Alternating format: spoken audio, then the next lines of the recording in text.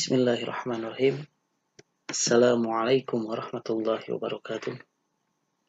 Hamdan wa syukurillah, amma ba'du.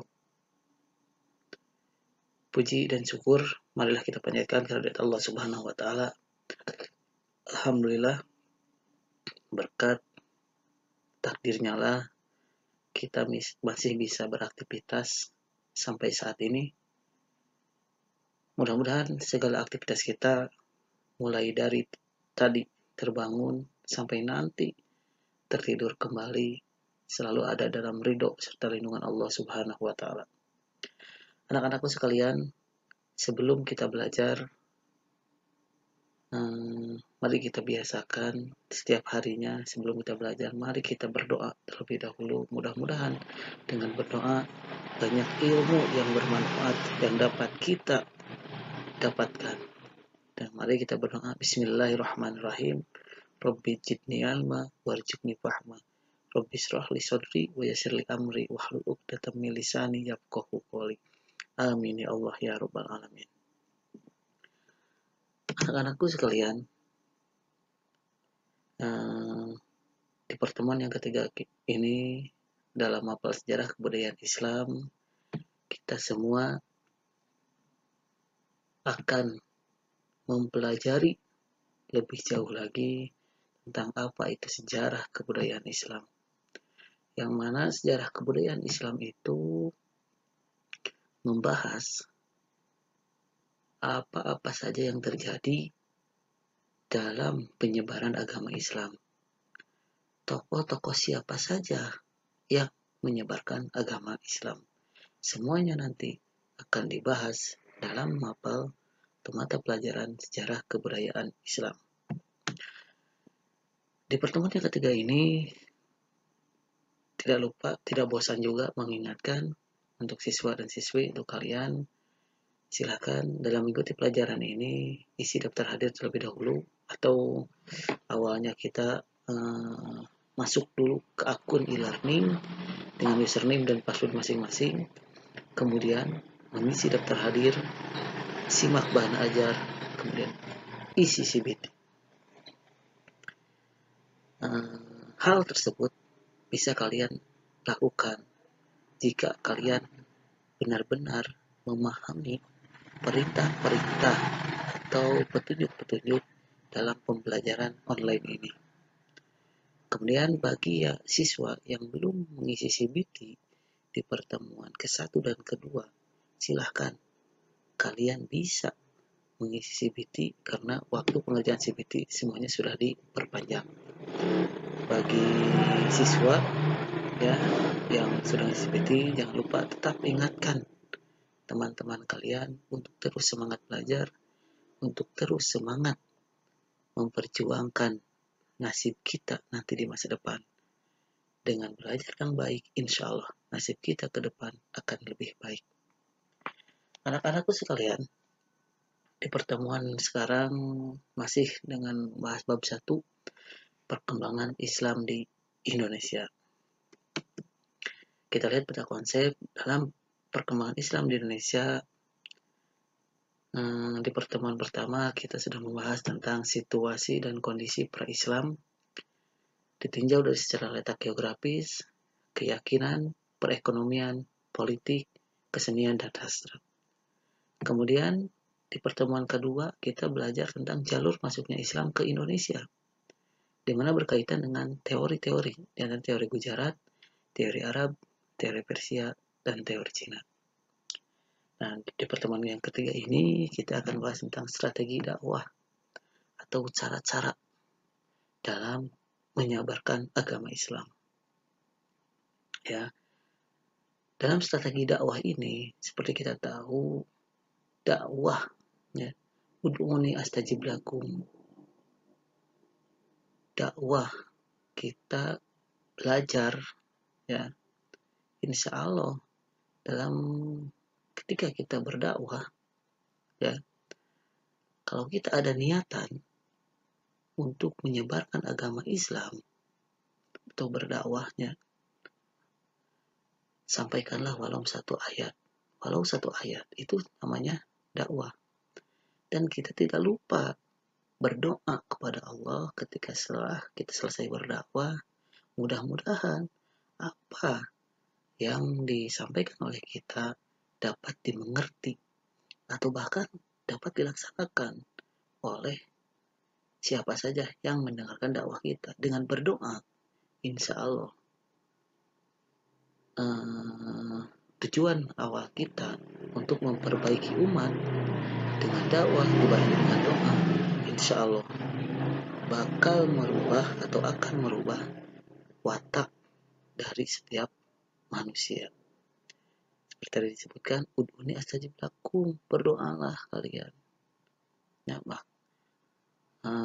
nanti akan diijabah usuni astajib lakum. Ya, mungkin ada sebagian orang atau sebagian siswa yang dari pesantren mengerti tentang apa itu ud'uni astajib lakum. Nah, mungkin itu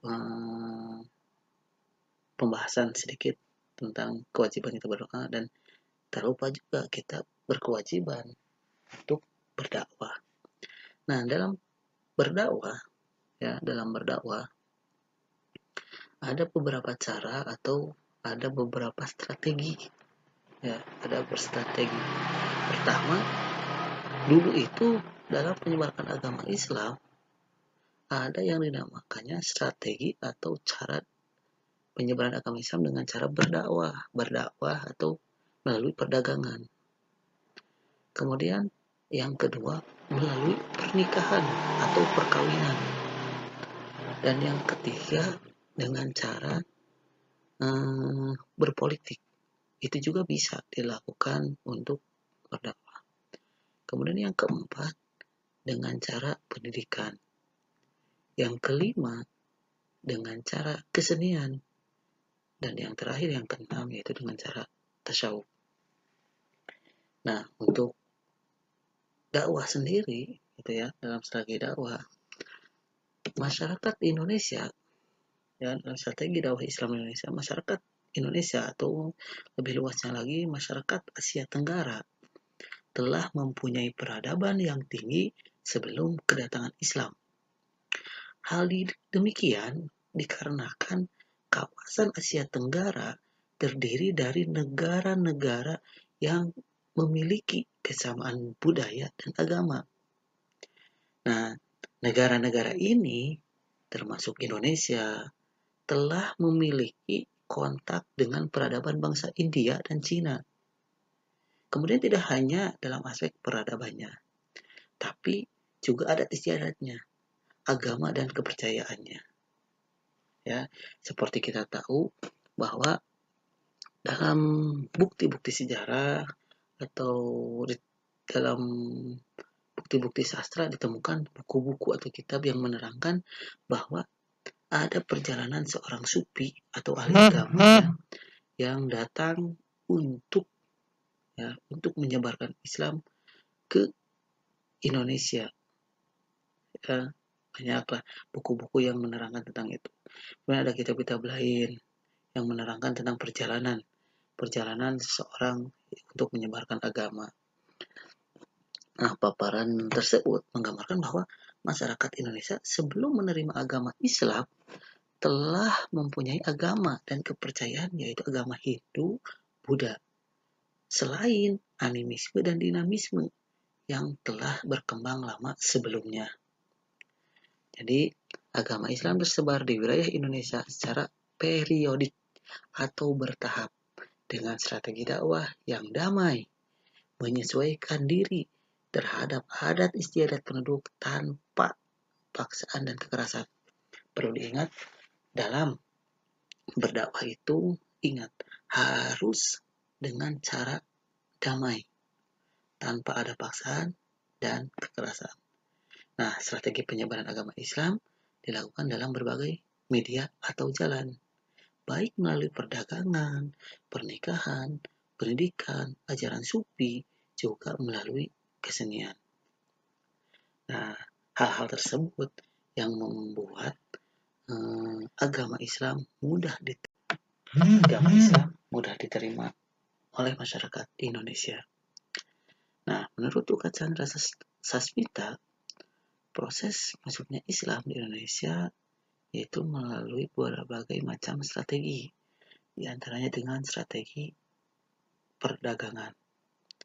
Nah, strategi dakwah penyebaran agama Islam melalui media perdagangan merupakan awal proses Islamisasi di Indonesia, yaitu pada abad ke-7 Masehi hingga abad ke-16 Masehi. Intinya, bangsa Indonesia kedatangan para pedagang Islam dari Arab, dari India, atau dari Persia.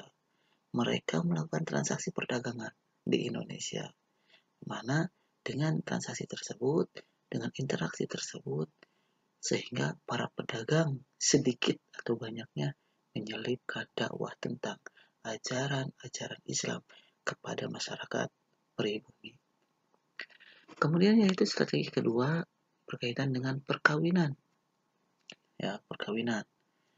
Nah, para pedagang muslim yang masuk ke Indonesia, kalau dilihat dari segi ekonomi, mereka jauh status sosialnya lebih tinggi daripada masyarakat pribumi. Sehingga membuat masyarakat pribumi tertarik. Adanya interaksi intens yang menjadikan masyarakat pribumi ingin menikah atau melakukan perkawinan. Seperti kita ketahui, dalam prosesi perkawinan antara pedagang muslim atau ulama dengan pihak pribumi itu, mereka harus diawali dengan mengucapkan 2 kalimat syahadat. Ya, 2 kalimat syahadat. Mereka harus mengucapkan asyhadu an la ilaha illallah wa asyhadu anna muhammadar rasulullah. Secara tidak langsung mereka sudah bersaksi menjadi seorang muslim tanpa disadari. Nah, sehingga perkawinan ini menjadi media yang sangat efektif dalam penyebaran agama Islam di Indonesia. Kemudian yang berikutnya berkaitan dengan politik. Strategi yang berikutnya itu ya politik. Nah, kalau politik di sini intinya para pendakwah langsung datang ke kerajaan. Ya, mereka berinteraksi, mengajarkan, membahas atau memperlihatkan bagaimana Islam itu. Ya, sehingga para raja tertarik untuk masuk Islam. Kan dalam pemerintahan kerajaan itu bagaimana perintah raja. Kalau raja memerintahkan kepada rakyatnya berbuat A, maka rakyat bakal atau akan mengikutinya. Nah, di sini poinnya adalah setelah penguasa atau raja masuk Islam, hampir pasti rakyatnya juga masuk Islam. Itu secara politik. Kemudian strategi yang berikutnya melalui pendidikan. Ya. Penyebaran agama Islam seperti kita tahu, mungkin untuk sekarang ini pesantren ada, ya, sekolah ada, itu termasuk sebuah lembaga pendidikan. Tapi kalau dulu, ya, awal mula masuknya Islam ke Indonesia melalui strategi pendidikan yaitu dengan didirikannya sebuah pesantren. Ya, berupa pesantren menjadi media yang efektif dalam proses Islamisasi di Indonesia. Ya, pesantren selain mengajarkan ilmu agama, juga keterampilan hidup yang lainnya. Ya, selain itu menjadi tempat menempa ilmu untuk para calon dakwah agama Islam, sehingga di pesantren dididik untuk berdakwah, untuk menyebarkan agama Islam, sehingga muncul pendakwah berikutnya yang menyebarkan agama Islam sampai kita sekarang ini. Itu. Kemudian yang kelima, strategi dakwah Islam di Indonesia itu melalui kesenian. Kalau bidang kesenian ini berkaitan dengan kebudayaan, kesamaan budaya yang dimanfaatkan oleh para pendakwah untuk menyebarkan agama Islam seperti yang dicontohkan oleh seorang Wali Songo. Ya, nanti dibahas, ada bahasanya dalam sejarah kebudayaan Islam.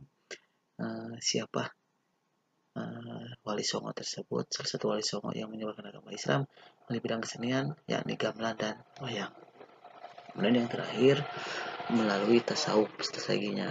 Nah, dilakukan oleh para sufi, mengajarkan ilmu tasawuf, di mana seorang sufi itu eh, dikenal sebagai orang yang hidup dalam kesederhanaan. Tujuannya apa? Untuk menelaah, untuk menghayati kehidupan masyarakatnya dan hidup bersama di tengah-tengah masyarakatnya. Jadi para sufi itu mengkaji bagaimana maunya masyarakat pada waktu itu. Nah, setelah dipahami, setelah dikuasai masyarakat tersebut, pola pikirnya dan sebagainya, di sana mulai para sufi menyebarkan agama Islam. Nah, hal-hal penting ya, hal-hal penting yang wajib diketahui mengapa agama Islam berkembang pesat dan mudah diterima oleh masyarakat Indonesia. Di antaranya adalah agama Islam bersifat terbuka, sehingga penyiarannya dan pengajaran agama Islam dapat dilakukan oleh setiap orang Islam. Kemudian penyebaran agama Islam dilakukan dengan cara damai, ya, dengan cara damai. Kemudian Islam tidak mengenal diskriminasi dan tidak membedakan kedudukan seseorang dalam masyarakat. Poin D, perayaan-perayaan dalam agama Islam dilakukan dengan cara sederhana. Dan yang kelima atau poin E, dalam Islam dikenal adanya kewajiban zakat yang bertujuan untuk menciptakan kesejahteraan kehidupan masyarakatnya dengan adanya kewajiban zakat bagi yang mampu. Mungkin itu bahasan sekarang. Apabila kurang dipahami dari pembahasan tersebut, silakan kalian bisa membaca kembali dari bahan ajar yang berupa buku PDF yang telah disebarkan. Nah, kemudian selanjutnya silakan kalian langsung isi CBT dan ingatkan teman kalian yang kemarin pertemuan pertama dan kedua itu belum mengisi CBT, silahkan langsung bisa isi CBT karena waktunya sudah diperpanjang. Jadi intinya kalian semangat untuk saling mengingatkan, semangat untuk belajar, dan jangan sampai kalian malas-malasan. Ya, tetap semangat dan semangat. Sekian untuk pertemuan kali ini. Kita akhiri pertemuan kali ini dengan mengucapkan Alhamdulillahirrabbilalamin. Wabillahi taufiq wal hidayah. Wassalamualaikum warahmatullahi wabarakatuh.